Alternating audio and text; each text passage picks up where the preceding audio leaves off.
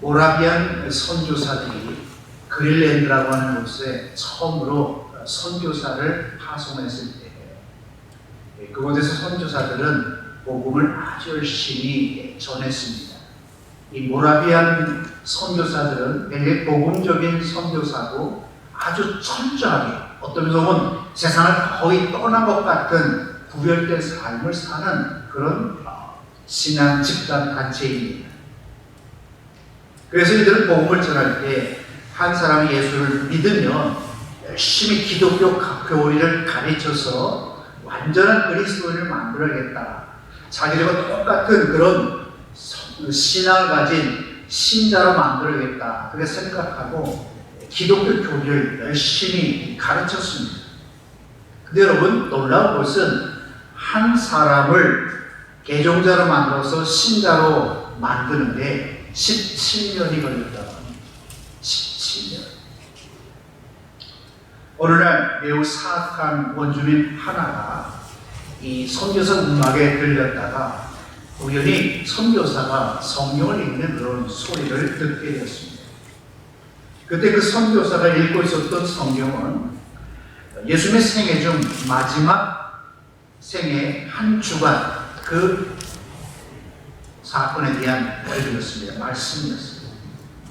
그는 예수님께서 죄인들을 위하여 죽임을 당하셨고 예수님을 통하여 구원받을 수 있다는 사실을 희미하게 조금 알게 되었고 그런 다음에 그 마음에 예수님이 도대체 어떤 분이길래 그렇게 다른 사람들을 위해서 죽었을까 하는 그런 의문과 호기심 속에서 선교사에게 이제 묻기 시작했어요. 어떻게 그럴 수 있습니까? 어떻게 자기 몸을 다른 사람들을 위해서 내어줄 수 있습니까? 좀 자세히 말씀해 주세요. 저도 구원받고 싶습니다. 뜻밖의 일에 이 선교사는 매우 놀랬지만 그와 함께 말씀에 대한 이야기를 나누기 시작했고 얼마 지나지 않아서 그가 예수님을 영접했고 그의 가족들이 예수 믿는 역사가 일어나면서 그린랜드가 복음이 전파되었다고 합니다. 그러면서 이 모라비안 선교사들은 죄인들에게 복음을 전할 때 세상에 나가서 복음을 선포할 때 제일 중요한 것이 말씀이다, 성경이라고 하는 사실을 깨달았다. 한국 선교의 시작은 공식적으로 1983년 9월 20일 의사 알렌이 들어온 때나 또는 1885년 4월 5일 인천항에 언더우드와 아펜셀러가 상륙한 때라고 이렇게 말을 합니다. 하지만 그보다 68년 전인 1816년 9월 1일에 영국 함정이 백령리에 들어왔을 때 해군 대위 클리포드가 선수의 성경과 전도용지 그리고 선물을 갖고 다니면서 나누어 주었다고요. 그 후에 1832년 7월 17일 영국 동인도 회사 군함이 이 백령리에 들어왔을 때 칼 구즈라프가 성경과 전도지를 그리고 선물을 전달해 주었고 1865년 9월 8일 로버트 토마스 선교가 또한 이 백령도에 성경을 선물로 주었다고 합니다. 이것을 보면 한국 성경 말씀을 통해서 시작되었다고 합니다. 성경이 오늘날 한국교회를 만들었고 저와 여러분의 인생을 변화시켰다고 합니다. 하나님 우리에게 주신 최대의 선물은 성경입니다. 하나님의 말씀이에요. 오늘 우리가 읽은 말씀 요한복음 17장은 예수님이 대제사장으로서 모든 성도들을 위해서 이 땅에 있는 하나님의 교회를 위해서 드리는 그런 기도가 기록되어 있습니다. 여기서 예수님이 오늘 말씀을 통해서 강조하고 우리에게 하시는 말씀은 하나님께서 우리에게 주신 최고의 선물이 있는데 그 선물은 바로 하나님의 말씀, 성경이라고 합니다.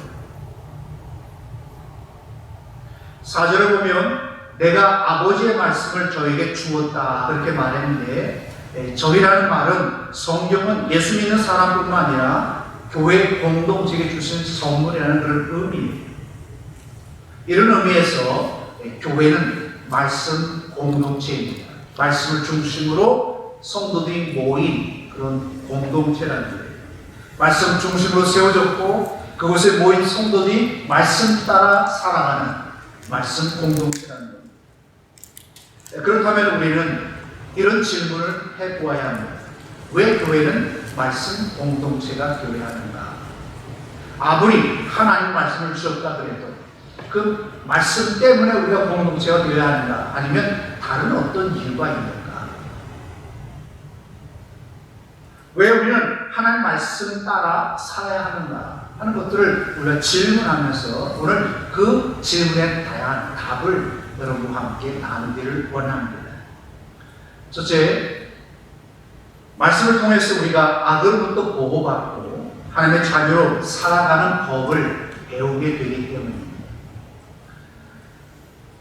우리가 살아가는 세상은 악해요. 참 무서운 그런 세상입니다. 우리 이런 세상에 살기를 거부한다면 우리는 지금 우리 현재 삶을 다 등지고 산속 깊은 곳, 아무도 없는 곳으로 들어가 살거나 또는 하나님 앞에서 이런 기도 드려야 돼요. 하나님, 내 생명 거둬가 주세요. 이 세상 너무나 악하고 무서워요. 나 못 살겠어요. 그렇게 우리가 기도해야 합니다. 그런데 예수님은 이런 것들을 위해서 기대하는 게 아니에요. 산속 깊이 숨어들어간 도피자가 되거나 자기 생명을 거둬가려고 그런 기도 드리는 사람이 되는 것을 원하지 아니하세요. 15절에 보면 이런 말씀이 나옵니다. 내가 비옵는 것은 저희를 세상에서 데려가시기를 위함이 아니요 오직 악에 빠지지 않게 보존하시기를 위함이니이다. 우리를 향한 예수님의 기대는 악에서 보존되는 것이지 세상을 떠나는 것이 아닙니다. 그래서 예수님은 주기도문을 가르쳐 줄 때에 우리에게 이렇게 기도하라고 가르쳐 줬습니다. 다만 악에서 구하옵소서. 여러분, 우리가 악에서 구원받는 방편은 바로 하나님 말씀입니다. 예수님 광야에서 시험 받으실 때에 말씀으로 사탄의 시험을 물리셨고 그 다음에 사탄을 물리치셨어요. 그러면서 자기를 지키고 보존하셨습니다. 예수님이 말씀하십니다. 사람이 떡으로만 살 것이 아니요 하나님 입으로 나오는 모든 말씀으로 살 것이니라. 마태복음 4장 4절 말씀이죠. 이 세상에서 우리를 지킨다는 건 참 어렵습니다. 사탄은 끊임없이 기회를 보며 우리를 넘어뜨리기 위해서 찾아오기 때문이죠. 그래서 베드로전서 5장 8절에서 이렇게 경고합니다. 근신하라 깨어라. 너희 대적 마귀가 우는 사자같이 부르다니며 삼킬 자를 찾는다. 우는 사자와 같이 우리를 삼키기 위해서 사탄들이 돌아다니고 있는데 여러분, 이런 세상에서 우리를 지키는 방법은 하나님 말씀밖에 없다는 거예요.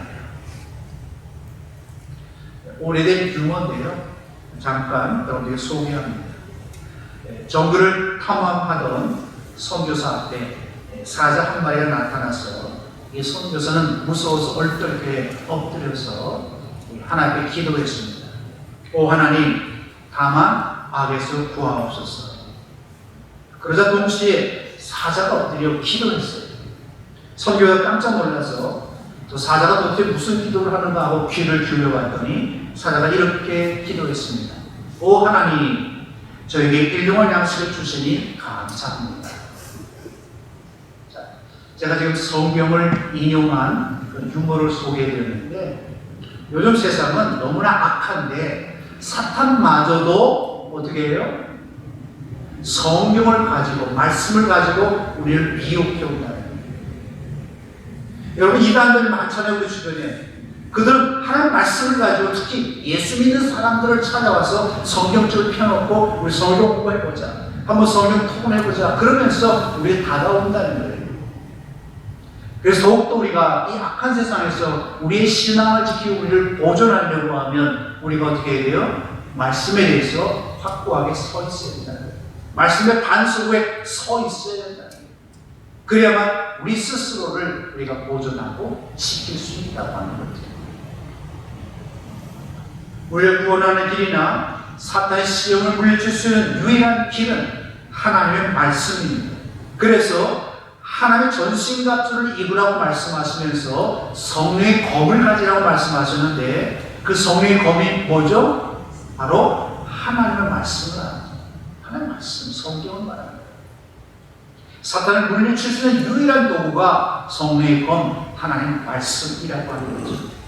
요한일서 2장 14절에 이렇게 말씀합니다. 청년들아, 내가 너에게 쓴 것은 너희가 강하고 하나님의 말씀이 너희 속에 거하시고 너희가 흉악한 자를 이겼습니다. 세상에서 우리가 강해지는 비결, 사탄과 싸워서 우리가 이길 수 있는 비결이 무엇입니까? 바로 하나님 말씀이라는 거예요. 그 말씀이 오늘 내 안에 거할 때 우리를 지키고 모든 것을 물리칠 수 있다는 거죠.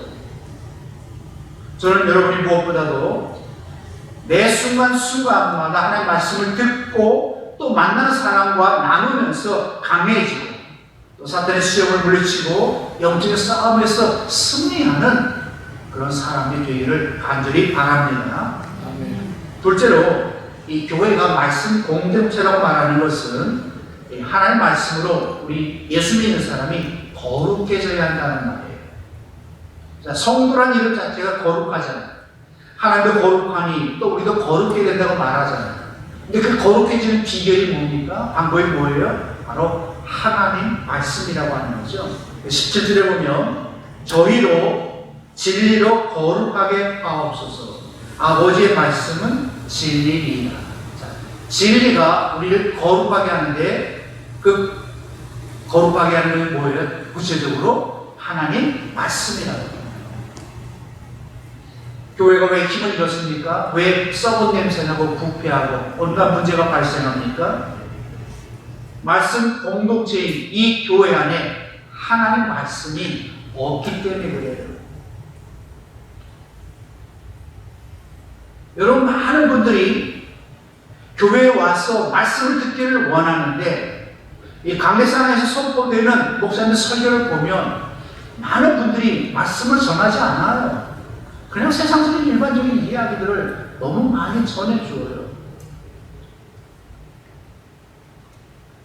교회가 일본말로 안고 없는 찐빵이 되어버린 거예요. 알맹이 없는 껍데기가 되어버렸어요. 그러니까 힘을 잃어버린 거죠.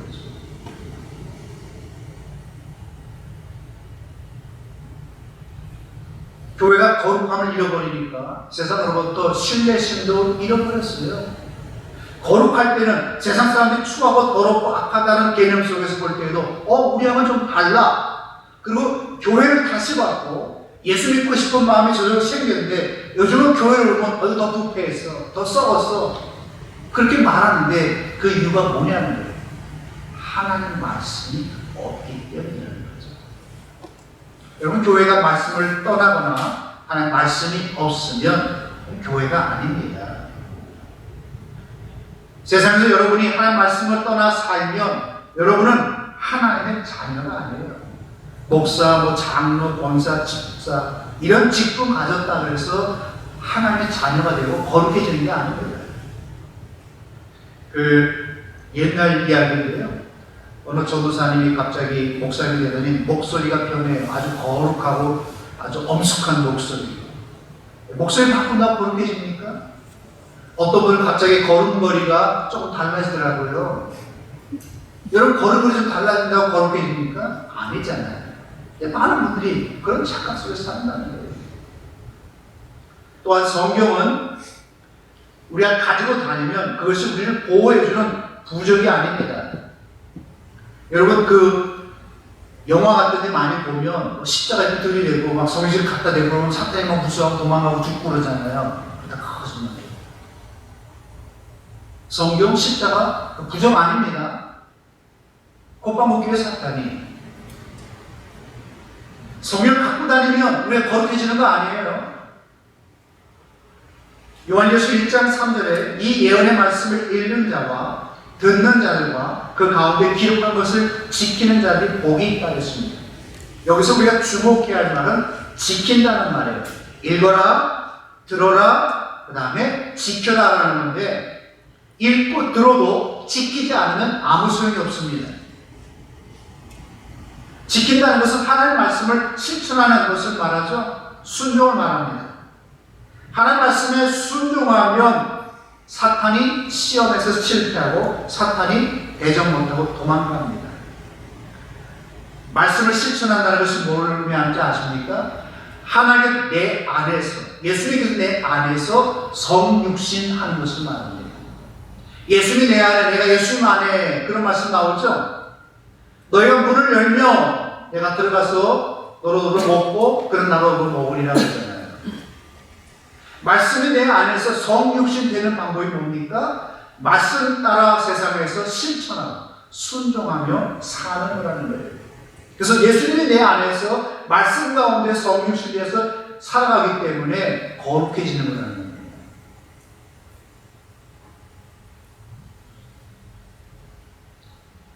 여러분, 우리가 거룩해지지 못하면 우리 삶에서 영혼을 구원할 수도 없고 하나님 앞에서 우리는 아무것도 아니에요. 죄 있는 자로, 더러운 자로 하나님 심판대 앞에 서게 될 것입니다. 또 하나 더 말씀을 드린다면, 성경 말씀을 많이 연구하고 암송한다고 해도 그 말씀에 순종하지 않으면, 실천하지 않으면 우리 결코 거룩해지지 않냐고 하나님 기뻐하지 않아요.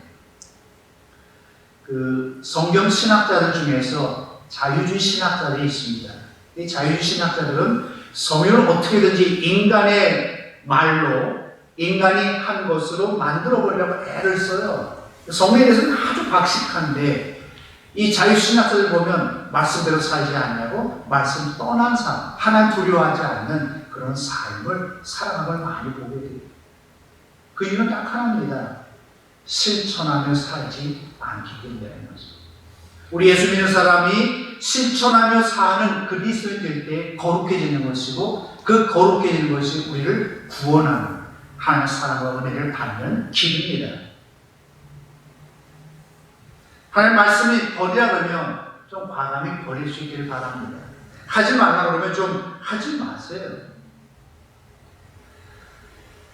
그렇게 하게 되면 여러분은 자기도 모르는 사이에 거룩해집니다.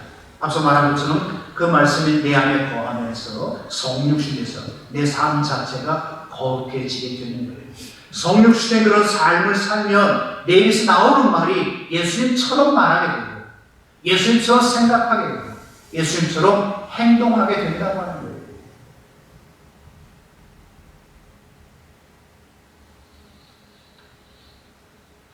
실제로 교회가 말씀 공동체라고 하는 것은 교회에 다니는 성도들이 말씀을 믿고 먹고 나누며 신앙생활을 한다는 거예요. 그래서 나눈다는 말을 여러분이 꼭 기억해 주시길 바랍니다. 말씀을 주는 것이 교회입니다. 말씀을 나눌 수 있는 것이 일단 교회입니다. 교회에서 말씀을 나누지 않는 사람이 세상에 나가서 말씀 나누는 거 못 봤어요.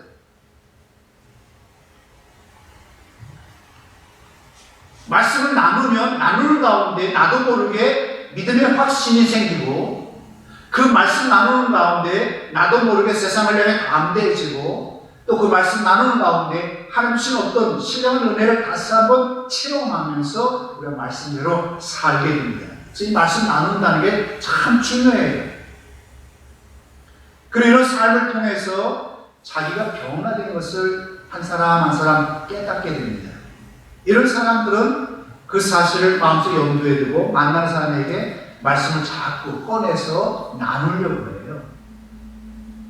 오늘 여러분의 삶 속에서 다른 사람들과 만났을 때 성령에 대한 말씀을 꺼내놓고 나누려고 하는 모습이 있습니까?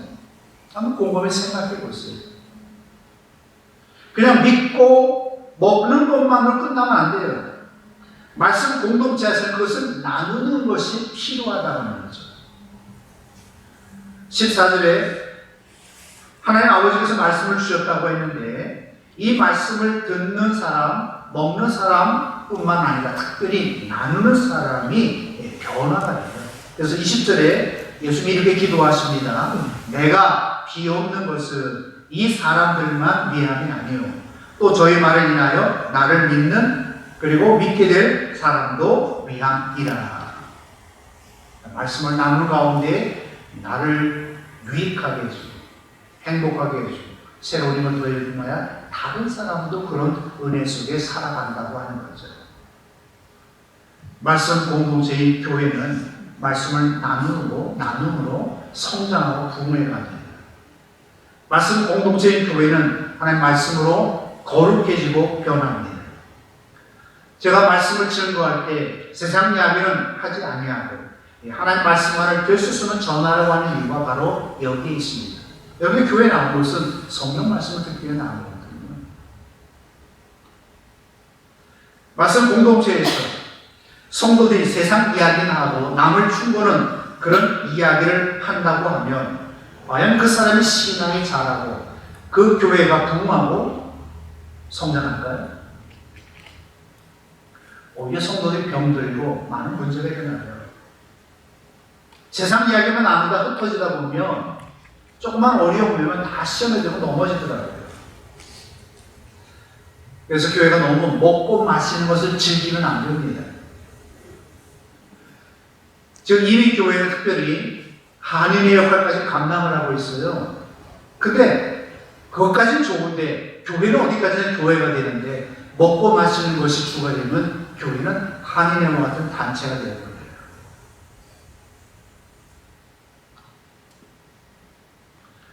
전에 섬기던 교회들이 만나면 남자들 넘버원 이야기는 골프 얘기였어요. 여자들 넘버원 이야기 뭘까요? 화장품 이야기더라고요. 그런 이야기를 하도 나누다가 제가 이제 어느 날 설교도 하고 성경하면서 좀 얘기했어요.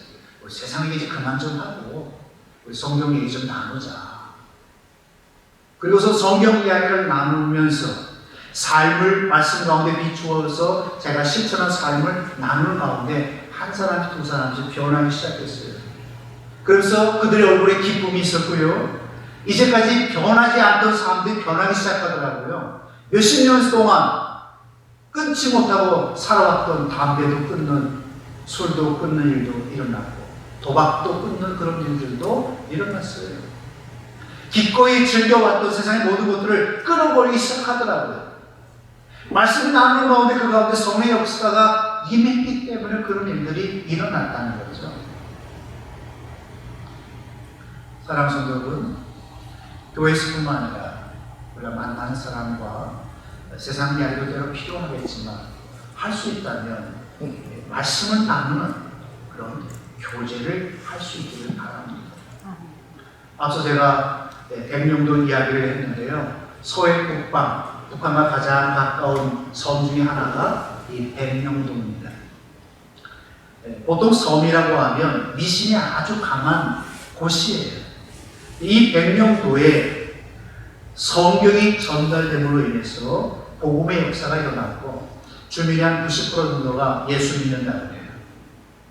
첫 번째 백령도 주민이었던 그리고 첫 번째 평신도 전도자였던 허득은 1902년 6월 3일 자손들이 모인 자리에서 이런 유언을 남겼습니다. 예수를 믿어라. 아주 짧은 그런 유언이 이것이 그 백령도에 가면 중화동 교회 앞마당에 기념비에 새겨 있습니다. 예수를 믿어라. 예수 믿는 것이 얼마나 큰 축복이면 그런 유언을 남겼을까요? 내가 살아서 너희가 나누지 못하지만 내가 너희가 나눌 것이 있다 그러면 예수를 나누는 것이다. 말씀을 다시 정리합니다. 교회는 말씀 공동체입니다. 교회는 항상 말씀이 앞서가야 합니다. 고비가 앞서가는 게 아닙니다. 말씀이 앞서가야 합니다. 교회는 말씀으로 세워지는 공동체입니다. 그렇기 때문에 이 교회 안에서 일어나는 모든 일들은 항상 말씀의 기초에서 말씀을 나누는 그런 일들이 많이 일어나야 한다는 거죠. 말씀의 씨가 떨어진 곳에 100배, 60배, 30배의 열매가 맺히는 역사가 일어납니다. 사람들이 변해요. 삶이 변합니다. 그리고 그 가운데 말씀의 능력이 나타납니다. 사탄과의 싸움과 싸워서 영적으로 승리하게 되고 더욱더 여러분의 신앙이 성숙한 그런 장성한 믿음의 사람으로 바뀌어 갑니다. 저는 여러분이 말씀을 통해서 체험도 하고 여러분의 삶이 변하는 가운데 열매도 맺는 그런 성도들이 되시기를 바라고 이 범인의 교회가 말씀의 반석에 굳게 세워지는 교회가 되기를 주님의 이름으로 축원합니다. 기도하겠습니다. 우리에게 말씀을 주신 하나님 감사와 찬양을 드립니다. 말씀을 통해 우리에게 구원의 은혜를 베푸시고 악에서 구원하여 주시며 사탄의 시험과 공격도 물리치게 해주심을 감사드립니다. 오늘 우리가 섬기는 이 범행 교회가 말씀 중심의 공동체가 되기를 소원합니다. 하나님 주시는 말씀을 통해서 위로받고 심령의 힘을 얻는 역사가 일어나기를 소원합니다. 말씀을 통해서 한 영혼들이 한 삶이 거룩하게 변화되며 하나님의 말씀의 능력으로 승리한 삶을 살기를 원합니다. 특별히 말씀을 통해서 우리가 거룩해지는 가운데 잃어버린 많은 영혼들을 구원하는 그런 구원의 역사도 일어나기를 소원합니다. 오 주님, 다친 우리의 심령을 열어주시고 강박한 우리의 심령을 녹여주셔서 말씀이 던져질 때마다 풍성한 열매를 맺는 역사가 일어나게 도와주시옵소서. 예수님의 이름으로 기도드리옵나이다. 아멘.